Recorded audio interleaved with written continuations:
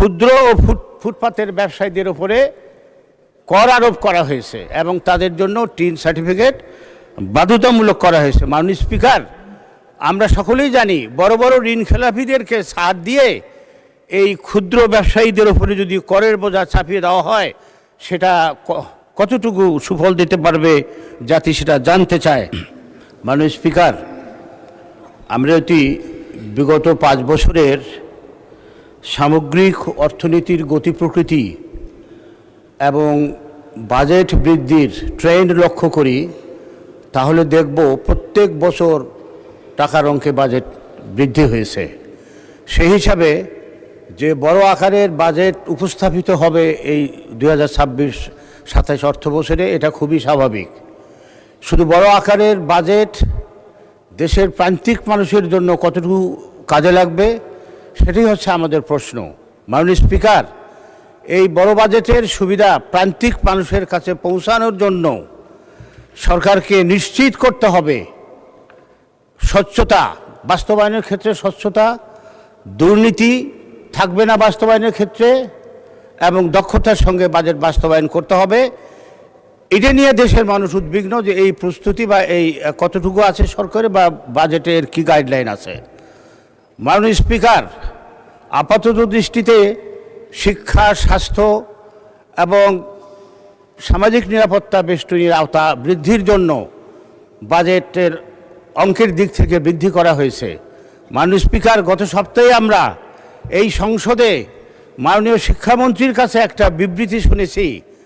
তার বিবৃতি অনুযায়ী হাজার হাজার মামলা জটে আমাদের শিক্ষা ব্যবস্থা আজকে জর্জরিত। শিক্ষা প্রতিষ্ঠানগুলোতে শিক্ষক নাই, কর্মচারীর অভাব, বিশেষ করে গ্রাম পর্যায়ে যে প্রাথমিক বিদ্যালয়গুলো আছে সেখানে শিক্ষকের পাশাপাশি ছাত্রেরও অভাব। মাননীয় স্পিকার, বিগত ফ্যাসিবাদী আমলে যেভাবে দলীয়করণের মধ্য দিয়ে শিক্ষা প্রতিষ্ঠানগুলোকে ধ্বংস করা হয়েছে, যদি একই ধারাবাহিকতা যেটা আমরা লক্ষ্য করছি যে বর্তমান সময়েও স্কুলের কমিটি গঠন থেকে শুরু করে সমস্ত বিশ্ববিদ্যালয়ের নিয়োগ প্রক্রিয়া সবখানেই দলীয় বিবেচনাকে প্রাধান্য দেওয়া হচ্ছে। মাননীয় স্পিকার, এই দলীয় বিবেচনা প্রাধান্য পেলে শিক্ষা খাত কখনোই ঘুরে দাঁড়াতে পারবে না বলে আমি মনে করি। মাননীয় স্পিকার, স্বাস্থ্য খাতে বাজেট বরাদ্দ বৃদ্ধি পেয়েছে ঠিক আছে, কিন্তু স্বাস্থ্য খাতের বড় সমস্যা হচ্ছে আমাদের জনবলের দক্ষতার অভাব। হাসপাতালগুলোতে যন্ত্রপাতি নাই, সরকারি হাসপাতালে টেস্ট হয় না, টেস্ট করাতে হয় বাইরে ক্লিনিকে যেয়ে। কাজে এ ব্যাপারে বাজেটে সুস্পষ্ট কোনো দিক নির্দেশনা পাওয়া যায় না যে কিভাবে এই অবস্থা থেকে আমরা মুক্তি পাব। মাননীয় স্পিকার, আমি সামরিক বাহিনীর সদস্য হিসাবে সামরিক খাতের ব্যয় নিয়ে একটু কথা বলতে চাই। মাননীয় স্পিকার, আমরা যদি বিগত কয়েক বছরের বাজেট পর্যালোচনা করি দেখা যাচ্ছে যে বিগত বছরে 2025-26 অর্থ বছরে বাজেট বরাদ্দের শতকরা হিসেবে 6.31% বরাদ্দ ছিল।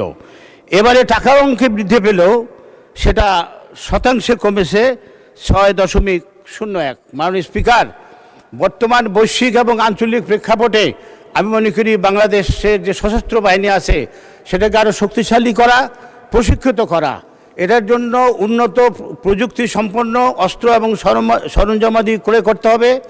সশস্ত্র বাহিনীর সদস্যদেরকে উন্নত প্রশিক্ষণ দিতে হবে দেশে বিদেশে, এবং আমাদের উপকূলীয় অঞ্চলে যে নজরদারি এবং সাইবার নিরাপত্তা বৃদ্ধির জন্য আমাদেরকে খরচ করতে হবে। মাননীয় স্পিকার, সেই বিবেচনায় আমি প্রতিরক্ষা বাজেট আরও বৃদ্ধির জন্য প্রস্তাব করছি। মাননীয় স্পিকার, আমরা এই বাজেটের পরিসর বৃদ্ধি করার জন্য ক্ষুদ্র ও ফুটপাতের ব্যবসায়ীদের উপরে কর আরোপ করা হয়েছে এবং তাদের জন্য টিন সার্টিফিকেট বাধ্যতামূলক করা হয়েছে। মাননীয় স্পিকার, আমরা সকলেই জানি বড় বড় ঋণ খেলাপিদেরকে ছাড় দিয়ে এই ক্ষুদ্র ব্যবসায়ীদের উপরে যদি করের বোঝা চাপিয়ে দেওয়া হয় সেটা কতটুকু সুফল দিতে পারবে জাতি সেটা জানতে চায়। মাননীয় স্পিকার, ভ্যাট হচ্ছে একটি রিগ্রেসিভ কর।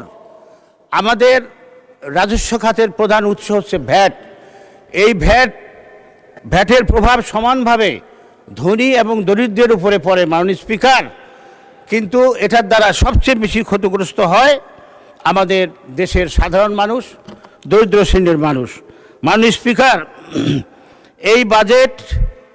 এই বাজেটে মধ্যবিত্ত এবং নিম্ন আয়ের মানুষের জন্য খুব একটা ভালো খবর নাই মাননীয় স্পিকার। লক্ষ্যমাত্রা পূরণের জন্য বিভিন্ন ধরনের ভ্যাট এবং শুল্ক আরোপ করা হবে এবং ব্যবসায়ীরা করবে কি, সেটাকে পণ্যের উপরে চাপিয়ে দিয়ে মূল্য বৃদ্ধি হবে। এই মূল্য বৃদ্ধির যে কষাঘাতে সাধারণ মানুষ তাদের যে জীবন ধারণের জন্য নিত্য নৈমিত্তিক চাল, ডাল, তেল, লবণ কিনতে হয়, তার উপরে পড়বে। একই সঙ্গে শিক্ষা এবং স্বাস্থ্য খাতেও এই ভ্যাট এবং করের প্রভাব পড়বে মাননীয় স্পিকার।